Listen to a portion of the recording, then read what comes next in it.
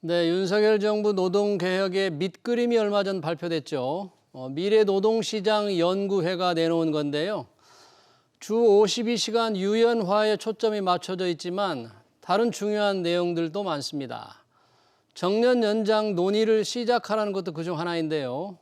고용 관행을 획기적으로 바꿀 정년 연장 문제 어떻게 봐야 할지 자세히 들어보겠습니다. 박연미 경제평론가 나오셨습니다. 어서 오십시오. 안녕하세요. 자, 이 미래노동시장연구회 윤석열 정부 노동개혁안의 어떤 기준이 될 걸 발표했는데 네, 당시만 해도 사실 주 52시간 제도에 좀 초점이 맞춰졌었잖아요. 그렇죠. 자세히 보니까 중요한 게 많더라고요. 정년 연장 논의를 시작하라. 굉장히 중요한 얘기를 했는데 오늘 그걸 가지고 고용노동부 장관과 미래노동시장연구회가 간담회를 했다는데 정부가 이 권고문을 어떻게 할지 그런 얘기가 좀 있었습니까? 네, 오늘 오전에 이정식 고용노동부 장관하고 그 간담회가 있었습니다. 연구회가 내놓은 결론은 사실상 정부가 적극 수용하겠다. 가능한 이른 시일 내에 제도화하겠다 이런 입장을 다시 한번 밝혔고요. 네. 이런 내용은 연구회가 권고안을 내놓은 당시에도 윤석열 대통령이 다시 한번 강조했던 부분이거든요. 네. 그래서 정부가 가려고 하는 노동시장 개혁의 방향에 맞추어서 그에 따른 논리적인 근거를 만드는 작업들이 이루어지고 있다. 내년 상반기에 정부 입법으로 여러 가지 그 법안들이 국회에 제출이 되면 예. 가급적 빠르게 제도화하겠다 이런 일정까지 거의 공유가 된 것으로 보이고요. 예. 특히 임금과 근로시간 문제에 대해서는 하루가 시급하다. 그래서 내년 상반기에 이걸 가시적인 성과를 낼 수 있도록 하겠다. 이런 네. 입장도 밝혔습니다. 굉장히 그러니까 미래노동시장연구회 권고문을 윤석열 정부는 좀 적극적으로 받아서 가능하면 좀 빨리빨리 해보겠다는데 그중에 정년 연장 논의를 시작해야 된다. 이렇게 이제 주장을 했어요. 권고를 했는데 왜 정년 연장 논의를 얘기하라, 시작하라고 이렇게 주문했을까요? 이게 참 여러 가지 문제의 트리거가 되는 사안인데 정년을 늘린다. 그러면 고령자가 좀 더 오랫동안 일할 수 있다. 이런 뜻이잖아요. 그렇죠. 고령자가 오랫동안 현장에 남아 있다는 거는 고령자가 늘어나면 성장이 떨어진다. 네. 이 등식을 깨자는 뜻입니다. 그러면 고령자 인구 비중이 점점 빠르게 늘어날 것으로 예상이 되는 우리 입장에서는 고령자가 늘어도 성장률은 떨어지지 않고 재정 부담은 오히려 더 줄어들고 예. 그리고 현장에 우리가 생산 가능 인구가 줄어든다 이런 얘기를 계속하게 되는데 그렇죠. 왼쪽에 그래프 보시면 전체 인구는 줄어들고 고령자 인구는 늘어나서 우리 큰일 났다. 이게 그동안 우리가 한 30년 동안 해온 얘기거든요. 저성장의 원인이다. 그렇습니다. 이런 거죠. 이 구조를 바꾸자는 거예요. 해서 여기에서 만약에 고용을 늘려서 고령자들의 소득을 어느 정도 더욱더 보장을 하면 연금을 개시할 수 있는 연령도 뒤로 미룰 수가 있기 때문에 네.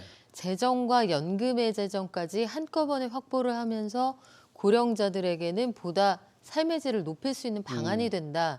이렇게 보고 있는 건데 예. 사실 전 정부 또 지난 정부에서도 꾸준히 고민은 했던 부분입니다. 이 문제를요. 그런데 문제는 이 부분이 이론적으로야 고령자의 그 정년을 늘리는 게 청년들의 일자리를 단순히 앗아간다 이렇게 보기 어렵습니다만 현장에서 느끼기에는 상호가 대체제 역할을 한다. 고령자 안 나가고 일 계속하면 청년들 일자리 그렇죠. 없어진다. 현장에서는 그렇게 느끼는 청년들이 많기 때문에 예. 이 문제를 수면 위로 꺼냈을 때 이 청년층의 반발을 어떻게 잠재울 것이냐. 그리고 이미 임금이 상당히 높아져 있는 이 고령층들의 정년을 연장하면서 이 임금을 깎는 문제를 어떻게 사회적으로 합의를 볼 것이냐. 이게 사실은 관건입니다. 그러네요. 말씀하신 그 관건들이 하나같이 중요하고 저항이 많이 나올 수 있는 그렇죠. 지금 얘기잖아요. 아까 국민연금 수급, 국민연금 받을 나이를 보면 이미 지금 5년마다 한 살씩 뒤로 가기 때문에 지금 정년 60세에서 퇴직을 한 분들 국민연금 받는 동안에 우리가 절벽이라고 하는데 그 일정, 그 크레바스 절벽도 문제 아니겠습니까? 그래서 그 연금 개시 연령을 뒤로 늦춰야만 연금의 재정이 유지가 되는데 그러려면 일자리로부터 떨어지는 그 기간 그리고 연금을 받을 수 있는 그 사이의 격차를 가능한 줄여야 하지 않겠습니까? 그렇죠. 물론 그럼에도 불구하고 국민연금 자체가 충분치는 않습니다만 그래도 이걸 최소한의 노후 보장의 수단이라고 본다면 정부는 가급적이면 정년에서 회사에서 나오신 분들이 그 다음에 자연스럽게 국민연금을 수령해서 노인 빈곤이 없는 방향으로 해보겠다라는 거예요. 네. 네, 앵커님 말씀하신 네. 것처럼 내년이 되면 현재는 만 62세인 연금 수급 개시 연령이 예. 63세로 한 살 늦춰집니다. 63세요. 네. 그리고 계단식으로 그래프에 올라가는 것처럼 2023년 뒤에 5년 뒤인 2028년이 되면 개시 연령이 64세가 되고요. 그렇죠. 이후에 5년이 더 흐른다. 그러면 연금 수급 개시 연령이 65세가 됩니다. 예. 그러면 정년이 연장 안 되고 연금은 65세에 받게 된다라고 네. 치면 5년 동안을 본인이 구직을 못하거나 다른 생계 수단이 없다면 중산층에서 사실 노인 빈곤층으로 한 번에 추락할 가능성이 있다 이렇게 보는 거죠. 예. 이 부분에 대해서 연금 재정도 튼튼히 하고 노인 빈곤율도 좀 낮춰보자 이런 고민이 담겨 있습니다. 그러니까요. 지금 연금 개시 연령만 봐도 정년 연장을 뭐 지금 논의하기에는 오히려 좀 늦은 감이 있을 정도 아닌가 이런 생각도 들어요. 그렇습니다. 예. 지금 현재도 고령자 고용법에 따르면 만 60세가 정년이거든요. 예. 그럼 지금 당장도 한 2년에 이른바 연금 크레바스라는 게 예. 생겨 있거든요. 그렇죠. 그러면 그 2년을 어떻게 날 것이냐 이게 관건인데 앞으로는 점점 더 문제가 되겠죠. 그러네요. 그러면 정년 연장 논의를 하려면 아까 여러 이 걸림돌들 관건이 많은데 특히 임금 문제. 네. 나이가 들면 저절로 급여가 올라가는 이 임금 호봉제라고 하잖아요. 이걸 유지하고는 정년 연장 자체가 어렵지 않겠습니까? 그렇습니다. 네. 그러니까 짧은 기간 동안에 두둑하게 받을 것이냐 아니면 조금 더 늘려서 이 전체 평균 매년 받아가는 연봉의 액수를 좀 낮출 것이냐 예. 이 부분에 대해서 기성세대도 합의가 좀 필요한데요. 예. 우리나라 인구를 보면 인구의 32.6%가 그러니까 1,680만 명이 이미 은퇴하신 베이비붐 세대들이거든요. 그런데 이분들이 현장에서 굉장히 생활고를 호소하시는 분들이 적지가 않습니다. 예. 그런데 만약에 이분들이 1년, 2년, 3년 조금 더 현장에 남아 있으면서 연봉을 조금 양보를 하실 수도 있다라면 그러니까 세대 간의 공존이 가능하다고 정부 안에서는 그렇게 보고 있는 거예요. 근데 그러자면 그냥 오래 다니면 연봉이 많아지는 이 제도를 유지해서는 청년도 고용을 하고 이 사람들도 정년을 늘려주고 그럴 재력은 부족하다고 보는 거죠. 예. 그러면 임금 피크제를 구체적으로 조금 더 촘촘하게 설계를 할 필요성이 하나 있고요. 예. 호봉제 대신에 하는 업무 그리고 성과에 따라서 연봉을 줄 필요가 있다 이런 주장이 나오는데 잘 아시겠지만 현장에서 어떤 일이 보다 중요하냐 어떤 일의 성과가 더 높으냐 이거를 판단하기가 판매 영업 이런 쪽이 아니고서 참 어려운 게 사실이어서 예. 구체적인 기준을 만드는 작업도 필요합니다. 하는 일 그러니까 직무에 따라서 또는 성과에 따라서 급여를 좀 달리해야만 고령자들을 좀 더 계속 유지할 수 있다 이런 네. 얘기인데 직무에 따라서 급여를 달리하려면 노조와 회사 간의 협상도 이게 부문별로 또 협상을 해야 되는 그런 여러 가지 문제가 생길 수 있을 것 같네요. 그럴 수 있을 것 같아요. 현장에서 그러면 그 예컨대 예. 경영 관리는 중요하고 마케팅이 중요하지 않느냐. 그렇죠. 아니면 예. 마케팅을 해서 숫자가 나온다고 해서 예. 당신들이 결국은 이 총무를 하는 업무가 없으면 지원이 없으면 어려울 텐데 누가 더 중요한 일을 하고 있느냐 여기에 따른 경합도 있을 거고요. 예. 성과를 평가했을 때 이게 정량적으로 계산이 안 되는 부분들이 분명히 있을 겁니다. 그럴 겁니다. 정성적인 평가 이런 것들에 대한 공정성 시비 이런 것들 넘어야 할 산이 많은데요. 예. 정부가 가지고 있는 안은 얘기를 지금부터 해야 그래야 언제든 이게 결론이 날 거 아니냐. 고양이 목에 방울을 달 시점은 됐다 이렇게 보는 겁니다. 그렇군요.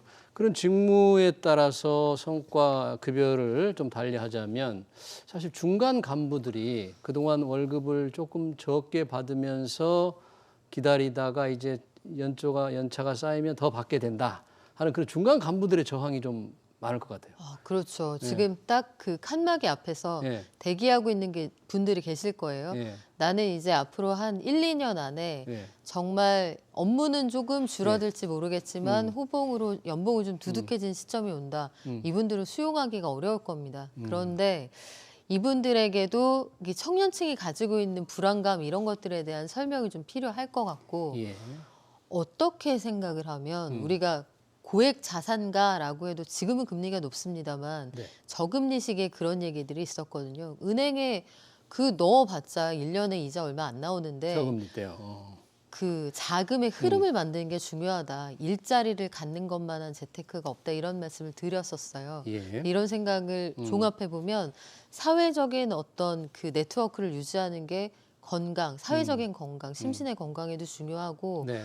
이 장기적으로 보면 훨씬 더 사회가 건강해진다. 이런 측면에서는 선배님들도 조금 양보를 하시고 양보하고. 청년 세대에 대한 그 소상한 설명, 설득 이런 것도 필요할 것 같습니다. 네. 우리도 이제 정년연장 논의를 시작하라고 했는데 다른 나라들 뭐 주요국들 정년 어느 정도이고 그 나라들은 정년 연장할 때 어떤 진통이 없었습니까? 일단 일본의 사례를 예. 먼저 말씀을 드리면요. 예. 일본은 현재 정년이 65세인데 작년부터 가급적이면 70세까지 고용을 해라. 이렇게 권고를 하고 있습니다. 아, 70세까지요. 네, 명시적으로 70이라는 단어가 등장한 건 일본이 처음인데 예. 일본의 사례는 뭐 잘 알려져 있는 것처럼 인구의 29%가 초고령자들이거든요. 예. 그러니까 우리 상황을 좀 미리 보기 한다 이렇게 보실 수도 있을 것 같고 스페인과 독일의 경우에는 각각 2027년, 2029년 즈음에는 현재 65세인 정년을 67세로 늘려라. 그러니까 이미 베이스가 우리보다 다 높은 나라들이잖아요. 그러네요. 그리고 그 밖의 나라들은 이제 정년을 아예 그 현장에서 법으로 규정하지 않거나 예. 좀 더 유연하게 고용할 수 있게 하고 있는 그런 상황인데 물론 현장에 갈등들이 있습니다. 이 나라들의 경우에도 일본의 경우에도 아 이렇게 고령자들이 양질의 일자리에 오랫동안 계시면 예. 가뜩이나 저임금에 마땅한 일자리가 없는 청년들 힘들지 않겠습니까? 이런 이야기가 있는데요. 일본의 지하철 회사 이런 곳들은 예. 보직을 변경하거나 자회사에서 고용하는 방식으로 고용을 유지해도 인정을 해주고 또 그런 회사는 지원을 하고 이런 방식으로 좀 해법을 찾아 나가고 있습니다. 네. 이렇게 만약에 정년을 연장을 하게 되면 아까 처음 말씀하실 네. 때 이제 고령층이 일을 해도 저성장이 아니라 성장에 도움이 되게 바꿔보자고 그랬는데 그런 면에서 좀 혜택이 있을 수도 국가 경제 혜택이 있을 수도 있고 기업으로서는 또 부담이 될 수도 있고 이런 혜택과 부담 혹시 어떤 통계 같은 게 있을까요? 말씀하신 것처럼 기업이 이 제도를 수용하는 거 예. 그게 사실 제일 중요하거든요. 그리고 이걸 통해서 실질적으로 기업에도 도움이 된다. 네. 그래서 국가 경제에 도움이 된다. 논리가 이 순서로 가야 할 텐데 예. 영국의 연구 사례가 하나 있습니다. 영국의 사례를 보면 예. 고령자 정년을 1년 연장했을 때 네. 6년이 흐른 뒤에 GDP가 1%포인트 오르더라. 오. 이런 연구 결과는 있어요. 그런데 또 그에 그 반박하는 논리를 대는 사람들도 있고 네. 나라마다 기업마다 사정이 아마 다를 겁니다. 근데 그럼에도 불구하고 사실 이 논의는 청년층이 이 논의에 굉장히 민감하게 반응하고 네. 이 부분에 대해서 굉장히 좀 분노하는 그런 청년들의 이야기도 좀 들었습니다만 결국은 일자리를 들이지 않으면 재정, 복지로 감당해야 하는 부분이거든요. 예. 어느 쪽으로 비용을 감당하는 게 사회적으로 더 건강하냐, 지속 가능하냐 이 부분에 대해서는 심도 깊은 논의가 필요할 것으로 네. 보입니다. 우리 박유민 평론가님 말씀 듣고 보니까 정년 연장 논의를 하루빨리 시작을 해야만 네. 뭐 찬반 갈등이 많을 테니까 뭔가 타협점과 합의점을 찾기 위해서는 하루빨리 논의를 시작했으면 좋겠습니다. 정년 연장 관련 논의의 시급성 얘기 잘 들었습니다. 지금까지 박연미 경제평론가였습니다. 고맙습니다.